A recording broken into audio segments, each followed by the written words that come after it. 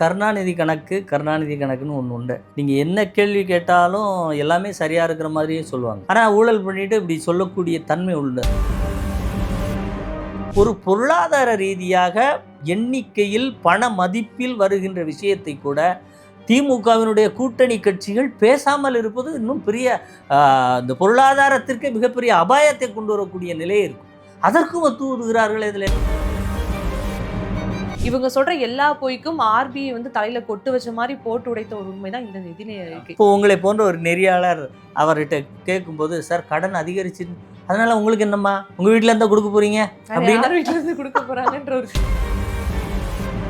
நீங்க கடனை நீ பார்க்காத உனக்கு என்ன, நீ பாட்டுல உன் வேலையை பார்ப்பா, நாங்க பாட்டுல உன் தலையில கடனை ஏற்றி வச்சுக்கிட்டே போறோம்னு சொல்ற.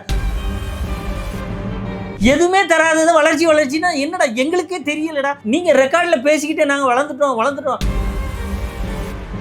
எடப்பாடியாரும் சரி, புரட்சி தலைவி அம்மா அவர்களும் மிக சரியாக கட்டமைத்து வந்தார்கள், சரியாக வாக்களித்து வந்தார்கள் என்று சொன்னால் இன்றைக்கு தமிழ்நாடு இவ்வளவு அதள பாதாளத்திற்கு செல்லும். தமிழ்நாடு இன்னும் பல இடங்களில் இவர்கள் இந்த ஆட்சி முடிவதற்குள் எதிலெல்லாம் நம்மளை கீழே இறக்கி விடுவார்கள்.